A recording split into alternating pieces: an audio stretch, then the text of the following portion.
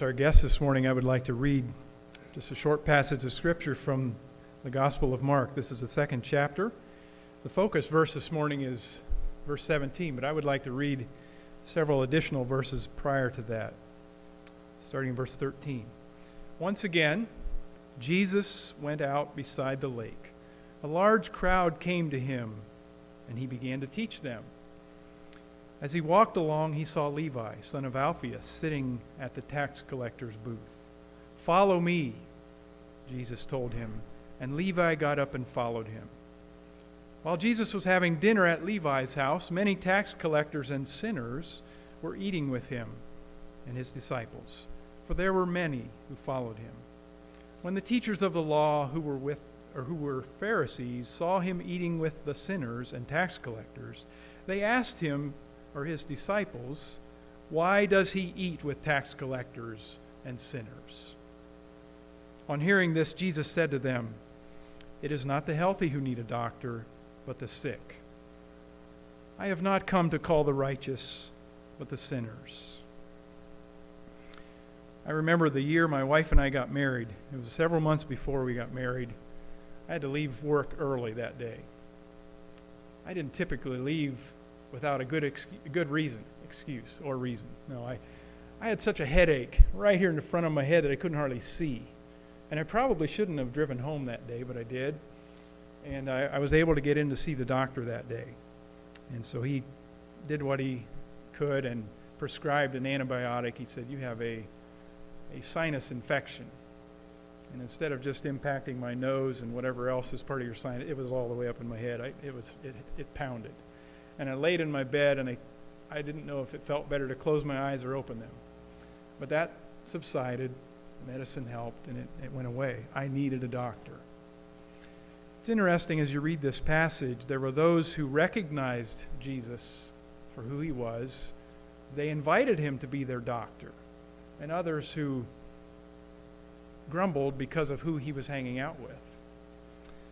I hope we all recognize it from time to time. We need a doctor, physical doctor, but we always need Jesus, our Creator, physical, spiritual, emotional doctor.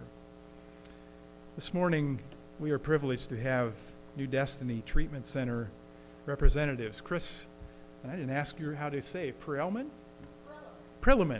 That A is in there, Prillaman. Chris Prillaman is the marketing director for New Destiny, and she's brought a couple gentlemen with her, Bill and Brian. They've come together, and they will be sharing about the ministry and just the help they provide for people. New Destiny is not real far away from here. I believe it's the former Barberton Rescue Mission. It's in Clinton, so it's not real far away, but they are here to share. I've heard some good reports about other times they've shared at churches and thought this would be helpful for us as well. So I would invite you, Chris, Bill, and Brian, just to share your hearts with us this morning. Come on up.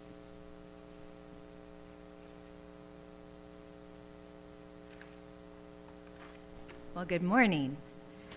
Probably one of my favorite parts about my work at New Destiny is not just working with the clients, but it's mornings like this when I get to go to other churches. It's such an ecumenical part of what I do. I go to different denominations and speak, and my husband says, "How was it today?" And I said, "Like it always is. It was beautiful. I was with family and friends.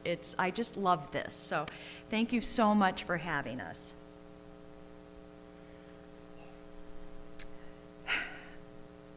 High school athletes, adults having surgery, alcohol and drug experimentation. These can lead to addictions. You ever get into something that was a little deeper than what you anticipated? Maybe you dated a weird guy in high school and you couldn't lose him. Maybe you bought a house that needed repairs and it needed more repairs than you ever dreamed of. It's what happens to a lot of our people who come to us for help for drug and alcohol addiction. Experimentation can lead to debilitating addiction. I asked a guy once, I said, "When did you know you were addicted?" And he said, "When I was dope sick." I said, what's dope sick? And he said, well, I'd started messing with some of the stronger stuff, but then I was going to dry myself out. I was going to clean myself up. And I started to get sick. I thought I had the flu. I started to get real, real sick. And he called one of his friends, and his friend said, no, buddy, you don't have the flu. You're dope sick. You are physically now dependent on that drug. The only way to get those symptoms to go away is to either completely detox and go through that process or take another hit. Well, the detox process has been described to me as the worst flu you can ever imagine times 10. Now, I just want you to think about that. Think about the worst flu you've ever had. And then when you feel better, you're like, holy mackerel, I forgot it could be this good. They go through something that we can't imagine. That's why they fear the detox. Well, why would people do drugs anyway? Why would they continue? Because they have a damaged brain now. We know because of science. Years ago, or 4 years, I worked in specialized Alzheimer's and dementia treatment. I loved it. The feistier those people were, the more I loved them. And their brains did not work right. I started praying. My husband was pastor in a church in Doylestown. And I started praying. I said, Lord, I want to work in a Christian environment. I don't know what that means. I don't know what it looks like. But 6 weeks later, I got a call from Dr. Robert Bolus. He's the executive director at New Destiny Treatment Center. Our church had been, we had New Destiny on the missions budget. And he's from Pennsylvania, but he talks like this. He knows I do this impression of him, so I'm not talking out of turn. I got a call, and he said, Chris. Oh, Dr. Bolus. Chris, where are you lending your talents these days? And I said, well, this is what I'm doing. And he said, well, in a nutshell, you got a real big mouth, and we need it.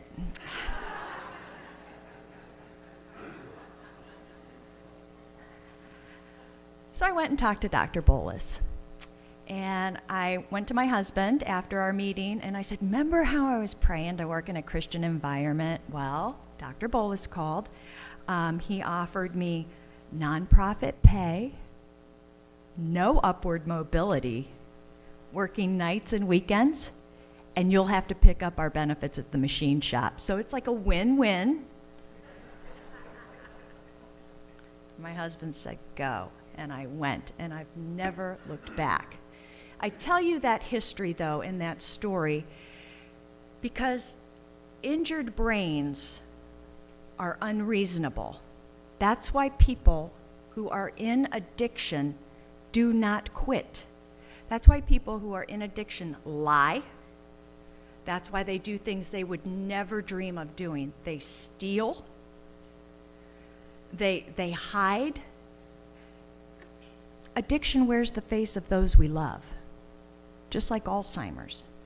So if somebody with Alzheimer's is a mom and doesn't recognize her children anymore, it's not that the mom doesn't want to recognize her children, it's that her brain won't let her. It's the same way with addiction. And you can tell me that these people made a choice to start these drugs. I'll agree with you. But when they come to New Destiny, they've made another choice, a choice to get better. I'm going to let Bill tell you a little bit about his story.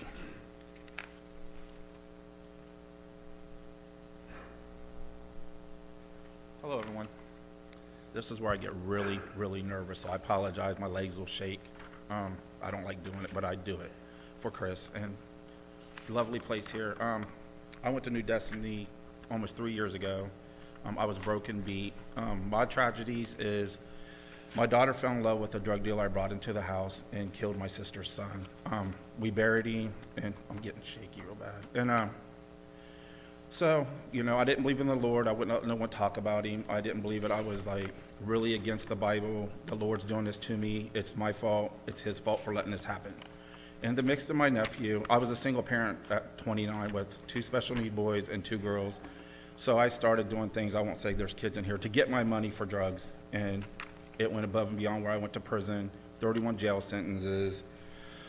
I lived the life of the streets. My daughter became a crack dealer. my other daughter, she went to Columbus, and I haven't seen her for like a year, like I was talking to Chris about.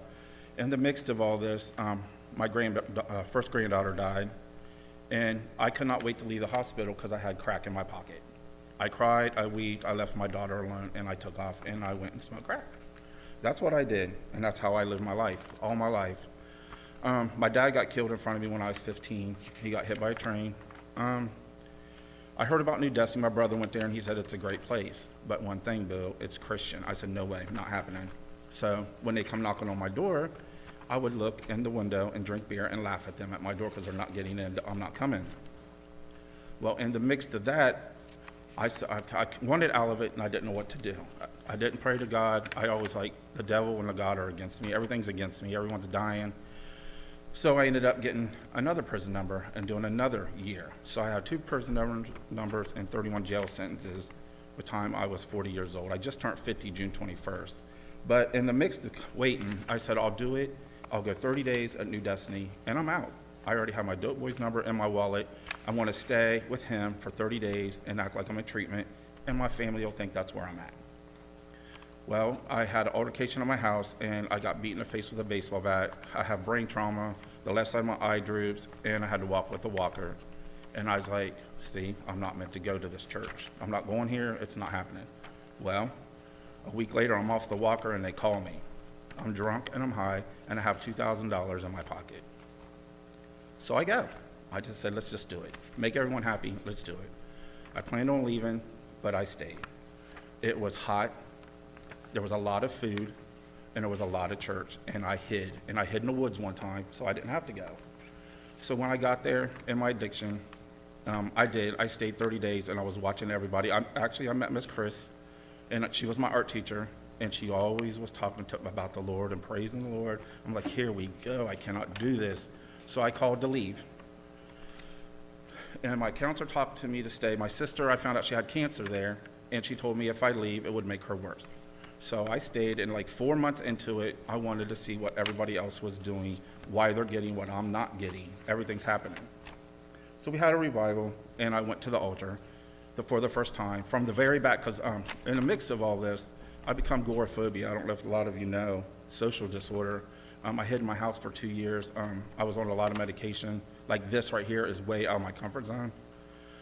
So I stopped taking the meds at 4 months after I went to the altar, turned myself over to the Lord, and everything just that could happen just happened. Amazing things has happened. I graduated the program.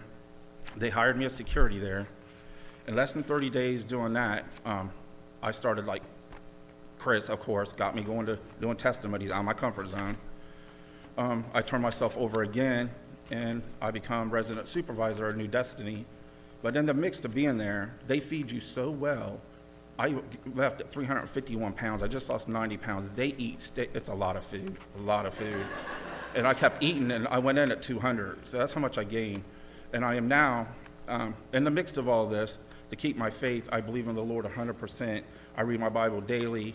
I get emotional sometimes because a year ago, my daughter had called me on FaceTime and told me that she had stage 4 terminal breast cancer. And I thought, I didn't cry. I cried one time with Chris at a testimony because it just hit me. If it was been 2.5 years ago, I would have used alcohol and crack for that. I went to the altar up in church because I can go in there anytime, and I asked him what he wanted me to do. He's more or less, keep your butt where you're supposed to be, do what you're doing. I visit her on the weekends. I drive 700 miles a weekend to see my daughter, take her to chemo. And in the position I'm in from New Destiny, give me what I need. I have bought a car, a trailer. My son is autistic. I bought him a trailer. And now I am a resident supervisor at New Destiny, and I just passed my CDCAs to be a counselor. And I do groups, and I know what it's like with addictions, and I try to tell them, and I catch myself talking about the Lord, and it feels weird sometimes because I'm just not used to that. And I have a Bible by my bed, and my son goes to church, and Chris will be like, Bill, you know what the 24th is? And I'm like, please, I don't want to do it, but I have to come here and do this. Let you know New Destiny had saved my life, my family. Anyone know where Columbus is? That's where I'm from. I moved up here. When I came up May 1st, 2015, I never went back. I live in Norton in a little trailer, but it's mine. I got a new car. I have my license after 28 years. New Destiny helped me get my license. I do roll call. I have dorm deans that work under me. I'm in charge of 48 addicts at New Destiny Treatment Center. And then the outpatients I don't even mess with come up to me and ask me how I did it. And I said, you know what, before I said I couldn't do it, but it's the Lord that brought me to where I am. And so that's why I come today. I was going to say, Chris, I'm sick, my throat hurts. That's why I have cough drops. I was going to lie. My addiction, I will lie to you. But I have to call that out. And she's not that easy to get away from. And I have and my kids are really involved in New Destiny. It's a great, great place. And like she's talking about sick, broken. I'm a good con. I'm a liar. I was the biggest dope boy in our town. I was making 2 to 3 stacks a day. And I had women of the night living in my house and renting my upstairs out for the drugs. And when I come to New Destiny, I see them in the same place when I go home to see my daughter. They're still sitting in the same places 3 years later. So that's what New Destiny has done. It's an amazing program. I wish there was other ones out there. It's 9 months, and they're all about family, faith-based, and it's the best place. If you get the chance, go look at it, search it, get a hold of Chris. I have a dorm dean, like Brian is one of my best little buddies. He's a client there, and he improved immensely in the little time he's there. May 1st, I'll be 3 years clean, and this is like my 5th one of these, and my legs are still shaking. But that's what the Lord has done since my addiction, prison, and everything else. So that's my story. Yep.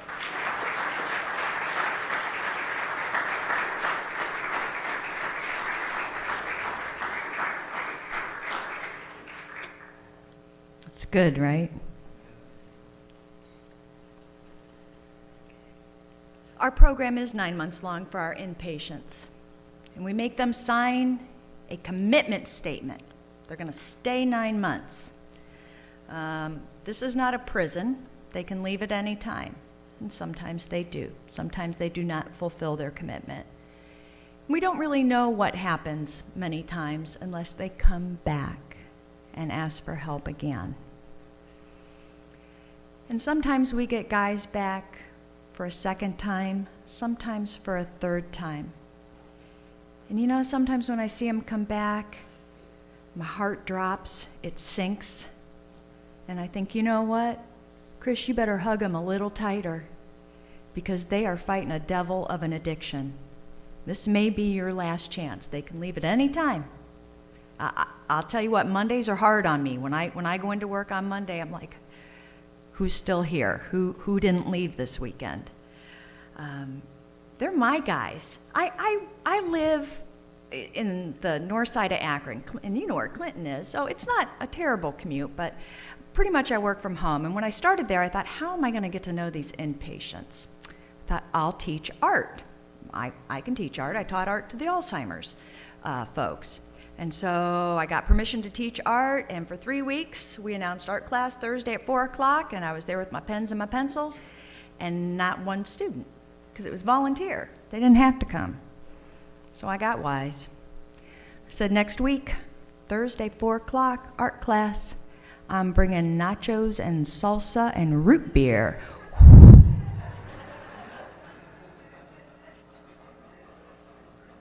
Full house. So art class runs, I would say we have anywhere from 1 that comes every week to sometimes we'll have 10 people, just depending. What we do with that art is we take a chance on something new. One of the first classes Bill was ever in, I gave everybody a Sharpie black marker and a bright white piece of paper. And I said, I gave them something to draw, and everybody was like, well, we can't draw. And I said, that's okay. If we try it and we don't like it, we will throw it away. Nobody ever has to know, but you gotta try. It's okay to make a mistake, but you can't live in that mistake. Get rid of it. Put it behind you. What we do with the art class now is it has grown. Last year we had our first Art from the Heart auction. We have acrylic paintings, drawings, all sorts of neat things. I have something out on our back table there that one of the men did for us. We pair that with gifts from the community. I have a 55-inch brand new flat screen TV someone donated. We're looking at Cavs tickets. We've got gift baskets.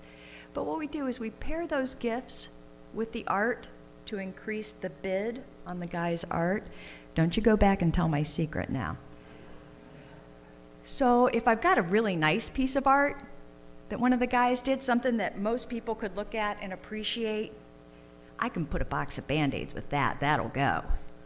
But we also get that heart art. You know, the ones that just a little, that gets the 55-inch flat screen TV. But the idea is these men they don't usually give stuff away. They've come, they've volunteered their time, they've created something that they're proud of, and then they give it away to help New Destiny. And then I get to go back to them after the auction and say, do you know that what you painted brought $350 or whatever the amount is? And they feel so good, and I feel so good. And the people who buy, it's like a win-win.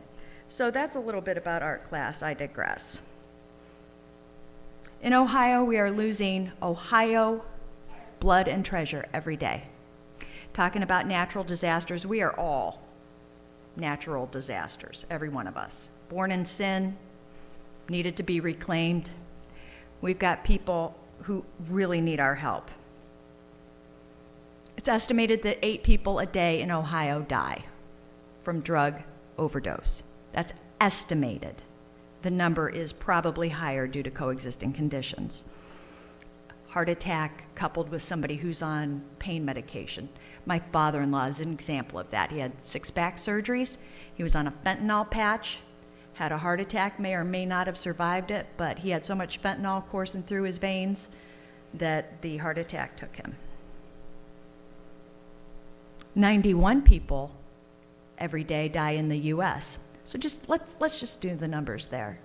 50 states, 91 people a day, but Ohio, our number is 8 a day. We're almost 10% of the entire nation. When addiction takes hold, life expectancy is 15 to 20 years from inception of addiction, not the first time somebody takes an experimental drink of something. When you become dependent, you have about 15 to 20 years before the drug and addiction will take your life. We have group, individual, family counseling, anger management, addictive brain classes, nutrition education, drug screening, chores, nightly chapel, daily devotions, GED readiness for those who need it, an hour a day of physical activity. We have yoga, art class. We have 12-step programming there, but we go ahead and we define that higher power. We actually say Jesus. My husband, when I met him, was an alcoholic. He's now in recovery and has been for years. When he started to go to AA, a very good 12-step program, and I started to go to Al-Anon, and they helped us tremendously, we would come home and talk about the random higher powers. I would say, what was the higher power? What was the most significant? What one stuck out in your mind? And he said, somebody said the water tower outside their bedroom window was their higher power. They looked at it every morning, and they would say their prayers with that water tower. And I was like, nuts, right? I said, somebody told me theirs was their dog. So we started talking about what is a higher power. It's higher than us. Why are we defining the higher power? Wouldn't the higher power define itself? Then we started going to church. And then we started asking the tough questions. And then we got on our knees in front of the Lord and Savior Jesus Christ and gave our hearts and lives to Him. And we offer that to these guys and these gals at New Destiny Treatment Center. We're not just there to get them clean, we're there to get them Jesus clean. Can I get an amen? That was fun. I've always wanted to do that. We have 3 medical doctors, each specializing in addictionology. That is a word now. We have 1 PhD in psychiatry, also specializing in addictive brain, 1 RN, 3 LPNs. We have inpatient counselors, outpatient counselors, and we now offer on-site mental health by accredited professionals. Many times people will delve deeper into their drug and alcohol to self-medicate. They might have an undiagnosed underlying depression, anxiety disorder, something like that. We have mental health on service. So it's great to get them clean, but if we can't address their mental health issues, then their chance of relapse is that much higher. I'd like to tell you a little bit about Brian before he comes up to speak. Brian is he's in our 9-month program right now. Brian has a brother that is a counselor at our treatment center. Brian's brother also went through New Destiny Treatment Center, went back to college, got his degrees, and is probably one of our premier inpatient counselors at New Destiny. And he's not even here, and I'm saying that, so I mean it. Brian, would you please come up?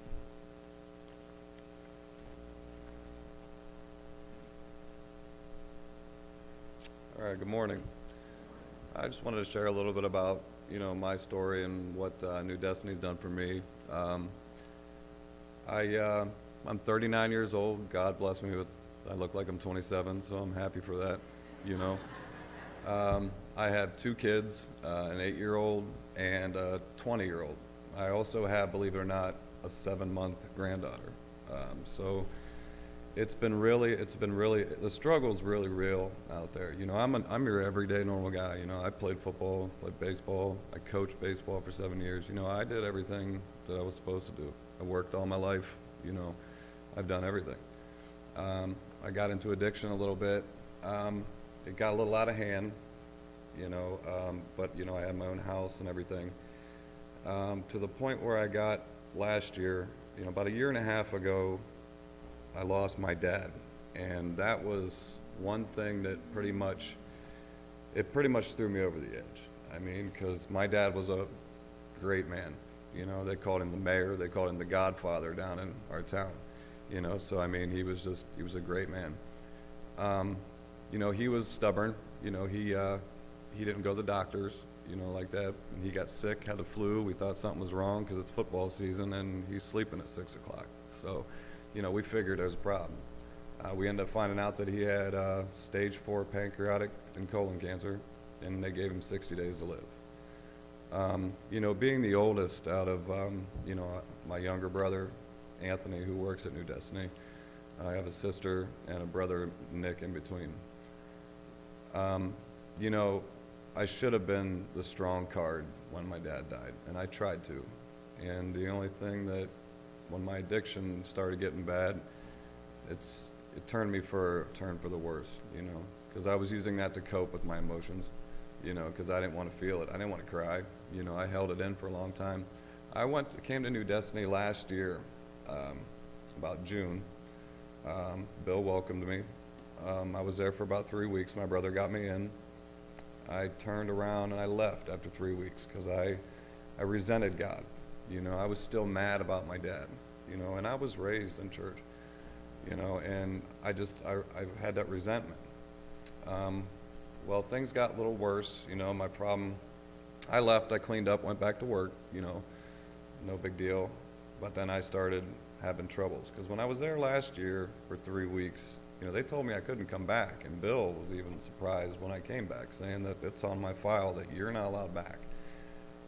By the grace of God, I realized when I was there, they told me, your only problem is you haven't grieved your father, and I think that's where you're going to struggle. And it did. It came back to haunt me, so I went right back into it. And then I went back into it. I went back in hard because you build that tolerance up, you just, when you get dope sick, stuff like that, it's a terrible thing, So I came and I left, and it got worse. My 20-year-old son came to me and told me, I went to his house, and I haven't seen my granddaughter yet, and I'm really close with both my kids. My son played football, all his life. He's got a good job now. He says he's the best meter reader in the state of Ohio, apparently. I don't know, But I went to his house, and I broke down crying in front of my son and apologized for what I've done, And he said, look, you're here. We're gonna go get you some help. We'll talk to Uncle Anthony. We'll do whatever we got to do. But you're here now, and you're alive. And that right there, if it wasn't motivation enough to go, then I don't know what is. By the grace of God, I got back in. You know, I went in with nothing. My family turned their backs on me completely. I mean, everybody did.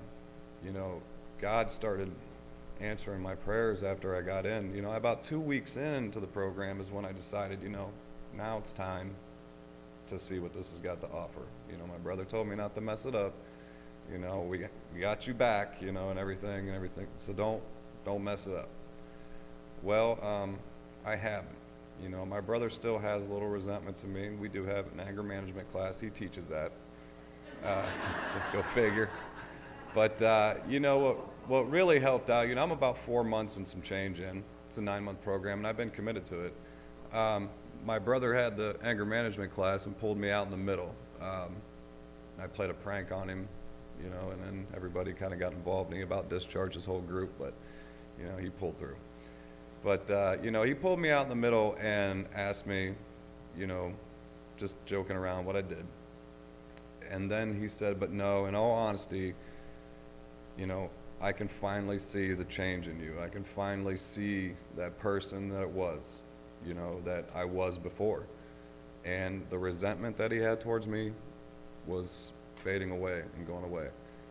And that really, really hit me hard, because now, you know, my brothers, they looked up to me when I was growing up, and I did everything right, you know. And, I mean, the struggle's real. It's not just low-income people or anything. It's everywhere.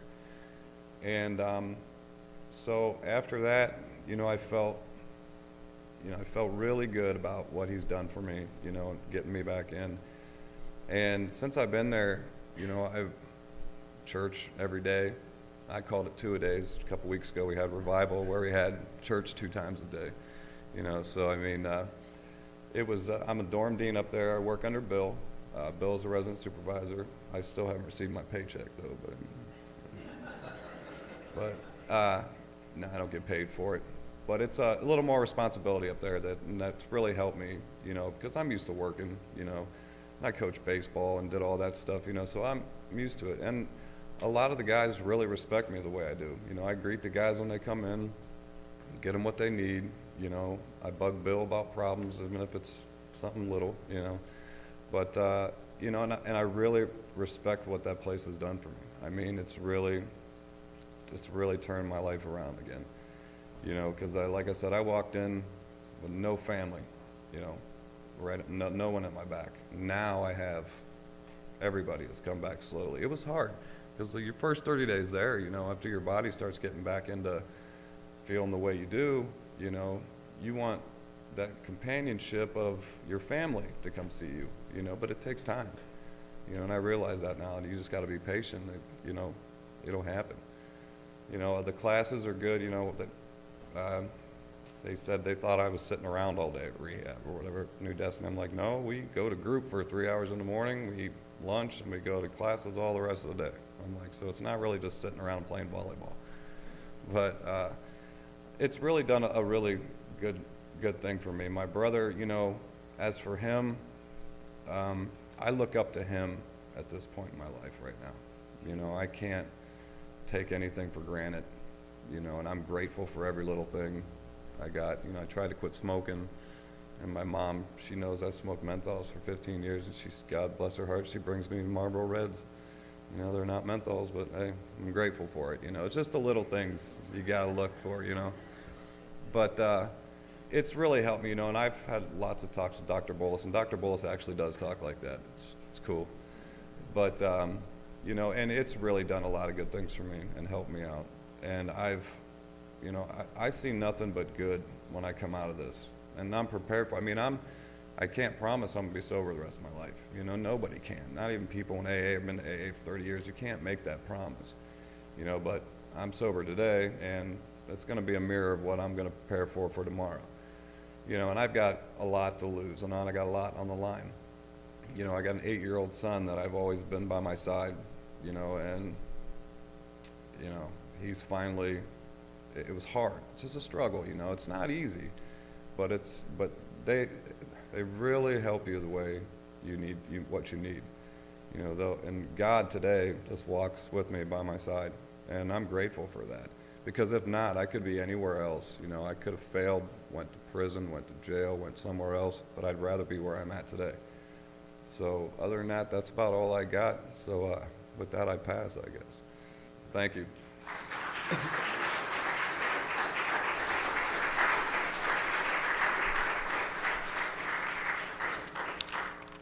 I'd have brought them all with me today if I could have. I love these guys. They're mine. And I tell them, I say, I do have a daughter, and she's of marrying age. Now, where I probably will not be your mother-in-law, I will be your mother in love. And they're all my guys. I got boys out there that are older than me. So I'm going to wrap this up for you. We are a Medicaid provider. We accept Medicaid only. We bill for nurse visits that we have on site. We bill for the counseling. What we don't get money for, here it comes, the big plug. What we don't get money for is the meals, the housing, the electric bill, the gas that it takes us to run these guys to their court appointments. But sometimes the body is so broken down that we have guys that get probably most of their teeth pulled out in dentures. But then you know what? They get them and they smile and they're like, Miss Chris, I can smile again and not feel bad. And it's really a part of the change, the total change.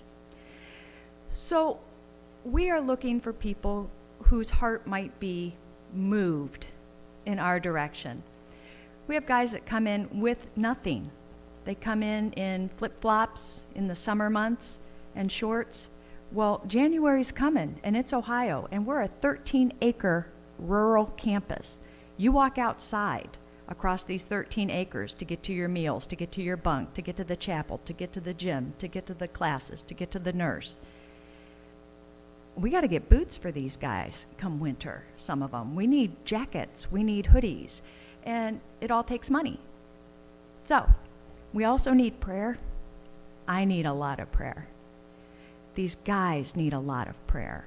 When they graduate, it's one of the most tentative times for them because they have left the security of our compound, if you will. They have left the safety net. And a lot of times people have to go home. And home is where sometimes the other users are. Home is where the old friends are. So they really need prayer when they leave our program too. Thank you. Oh, I have one more thing to say. Do's and don'ts. So what do? If you think someone's got a problem? You know, I will tell you, one of the gentlemen came up to me. I say gentleman, he's a 27-year-old veteran steeped in addiction when he came to us, suffering PTSD from his time overseas.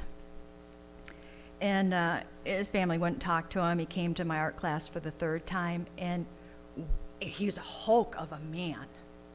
And he started crying. And he said, Miss Chris, I want to thank you. You never look at me or anyone else here like a monster, like a failure, like a burden. And I was like, that's because you are my neighbor. And you are going to be my brother. I just know it. I just know you're going to be my brother.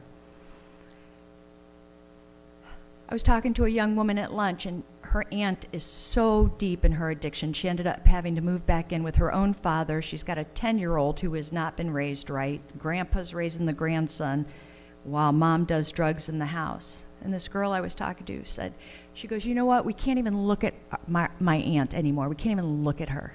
We're so mad. We're so disgusted. I get it.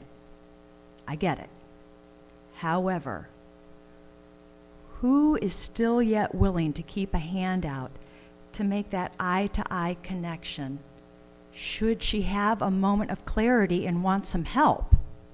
You know, we hear about tough love. Tough love at times is not handing them the $10. Tough love sometimes is saying, you can't stay here. But for you, the tough love is, can you be tough enough to love them?